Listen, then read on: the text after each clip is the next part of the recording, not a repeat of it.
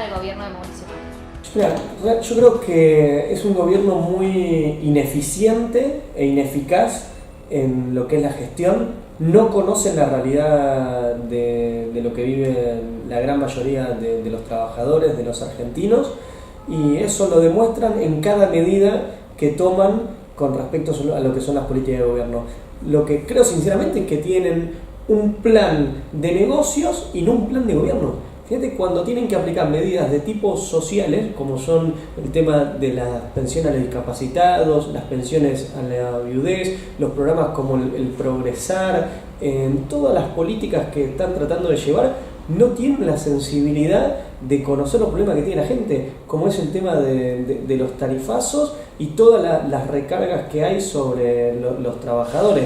En ese sentido, por eso lo que estamos viviendo en términos de transferencia de recursos a este plan de negocios para empresas concentradas que tienen y una muy poca gestión de resolver los problemas a la gente en concreto. Y creo que es un gobierno que está muy vinculado con el sistema financiero. Me parece que son los lobos de Wall Street los que hoy gobiernan en Argentina, y el caso paradigmático es lo que ocurre con las LEVAX y con las corridas cambiarias hacia el dólar. Una Argentina y un país donde te da una rentabilidad del 26, 27 puntos los bonos de las LEVAX, en términos de las inversiones que ellos dicen y que van a venir y que prometen que llegan, inevitablemente va al sistema especulativo financiero con esa rentabilidad, y a lo que es el sistema productivo, como las pymes, las ahogan. Les acaban de sacar un impuesto a la renta financiera que se aprobó en una ley del 2003 que quiso reglamentar, del 2013 que quiso reglamentar la FIP, lo acaba de tirar para atrás Duhovne. Le sacaron el impuesto al cheque a las cerealeras. Sin embargo, las pymes tienen que pagar el impuesto al cheque en cada transacción, en cada compra que realizan, y sobre ese impuesto al cheque tienen que pagar lo que significó el aumento de los tarifazos. Por eso hoy lo que estamos viviendo en Argentina es una segunda etapa del ajuste, donde ya no hay despidos o suspensiones por achicamiento de lo que son las empresas.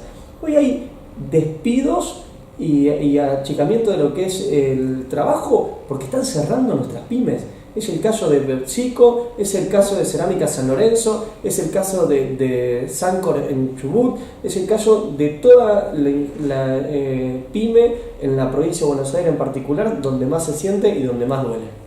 ¿Qué pensás acerca de las denuncias de corrupción que rozan el kirchnerismo? Yo creo que es un tema muy sensible, es un tema que hay que dar la cara, hay que plantear en cada hecho particular, digamos, sobre lo que ocurre. Es la justicia la que tiene que tomar una medida, y me parece que si hay que exigir en algún punto, el principal actor que hoy tiene una demanda con respecto a la sociedad es la justicia. Acá en Argentina ocurrió el 2001, hubo reformas políticas, lo que nunca se modificó y viene desde la dictadura militar es la justicia. Me parece que hay que tener una mirada puesta sobre lo que es una reforma del sistema judicial, una justicia más transparente, más abierta y de cara a la sociedad, y que sea efectiva, que dictamine en los tiempos que corresponden. No puede ser que pase un gobierno y que actúe con el gobierno anterior y no con los casos de la actualidad.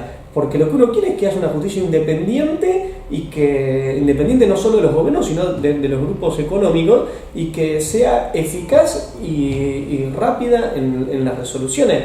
Porque lamentablemente a veces se construye un escenario que lo que incentiva es al desprestigio de la política, a la no participación, y ¿sabes qué? Los que más sufren ese mensaje son los sectores populares, porque los únicos que tienen las herramientas para transformar su realidad es con la política, y esa herramienta no es la que hay que contaminar y hay que decir que todo es lo mismo y que no se puede, porque justamente es a partir de la participación en política que se generaron las transformaciones en la Argentina y que se generan los beneficios para la mayoría, porque no es la generosidad de los de arriba que se aplican medidas sociales de distribución hacia los de abajo, sino que es por presión y organización de los de abajo que se obtienen beneficios, digamos, en términos de las mayorías. Y eso me parece que es lo que estamos viendo hoy, de un gobierno que cerciona muchos derechos y una mayoría que se está tomando conciencia, dimensión de eso, y que cada día lo va a reflejar en lo que van a ser estas elecciones en la Argentina. El Congreso no expulsó a De Vito. ¿Qué opinas acerca de eso? Es el mismo tema.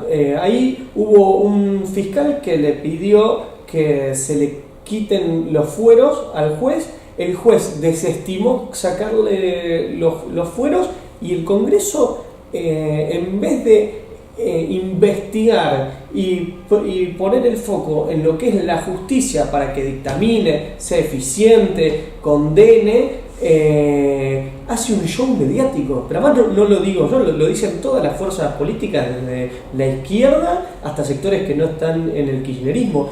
Da justo la casualidad de que en este escenario electoral se arma este show con lo que es la persecución de De Vito, cuando es el mismo cuerpo de la Cámara de Diputados el que lo puso como presidente de la Comisión de Energía. Entonces, la verdad es que me parece que hay una situación muy grave, que es la que estamos viviendo día a día, que es la pérdida del salario, que es la pérdida de los puestos de trabajo, que es una economía que no está dando los resultados que nos prometieron que iban a dar, y que hay una especulación financiera y un endeudamiento como nunca estamos viviendo en la historia de la Argentina. Un endeudamiento a 100 años nos acaban de comprometer y ya llega a los 100.000 millones de dólares. Entonces creo que tendríamos, y la política, poner el eje, digamos, sobre estos aspectos del rumbo del país y sobre las propuestas que tenemos que discutir de acá a los próximos 2 años, y generar los mecanismos para que la justicia sea independiente y avance. Pero no podemos mirar los problemas que tiene la gente ni desatenderlos, porque al gobierno se lo votó para que gobierne, para que gestione, que la justicia investigue y que avance y que condene en los casos que corresponda con respecto a esto.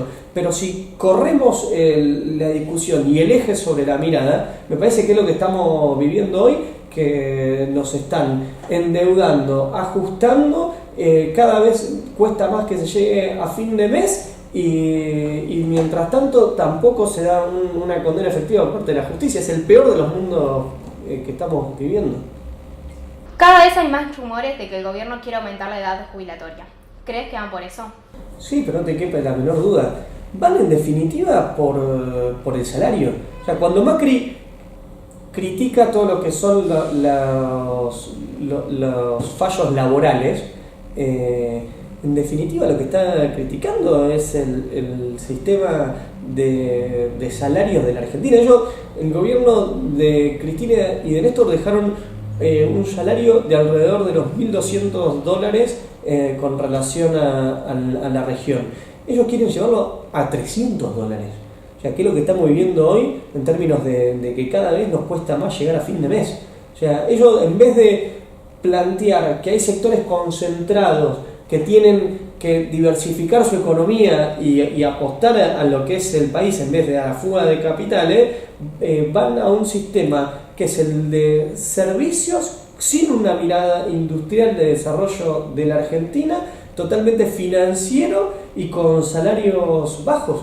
Y el sistema previsional va en la misma dirección. Por eso quitaron el tema de las pensiones a la viudez, por eso quitaron el tema de las pensiones a los discapacitados, y en definitiva van por las reformas del sistema jubilatorio.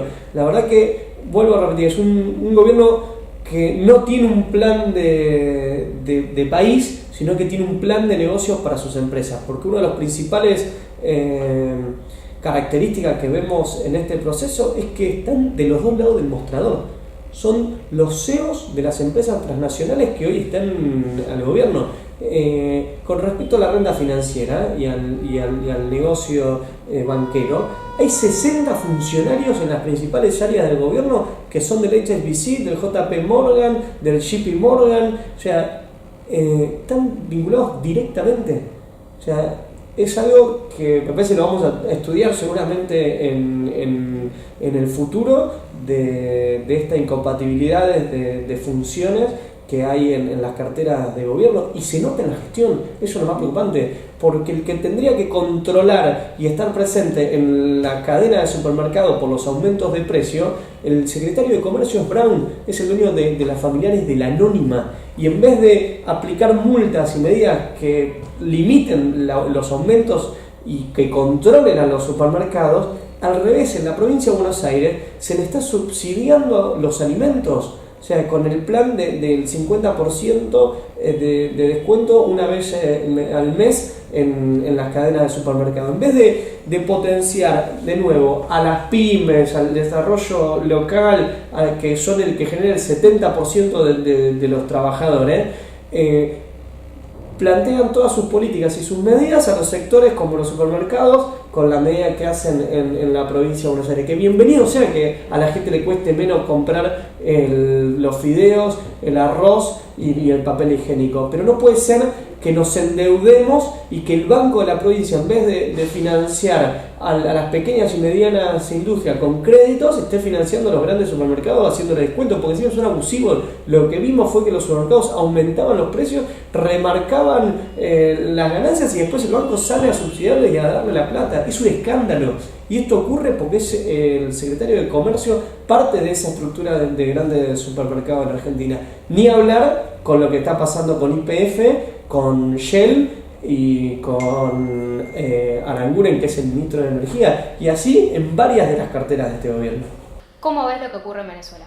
Muy dolido, muy triste, una situación, la verdad, que cuando uno ve las imágenes, totalmente desgarrador. Lo que me parece que tendríamos que tener una mirada integral sobre lo que es el conflicto, porque si bien hay hechos de violencia que son repudiables y condenables absolutamente, acá yo me causa risa cuando a veces hubo la semana pasada un reclamo de un sector de cooperativas que pedían en el Ministerio de Desarrollo Social, que estaban con capuchas, y el gobierno y los comunicadores oficiales salieron a denostar el nivel de agresividad, de violencia por parte de este sector que le exigía al Ministerio de Desarrollo Social el 9 de julio, y pareciera que en Venezuela hay un sector de la oposición que tienen un aura republicana cuando se los ve con molotov, con un nivel de violencia y de no reconocimiento a lo que son las mayorías muy fuerte, y eso es lo que asusta.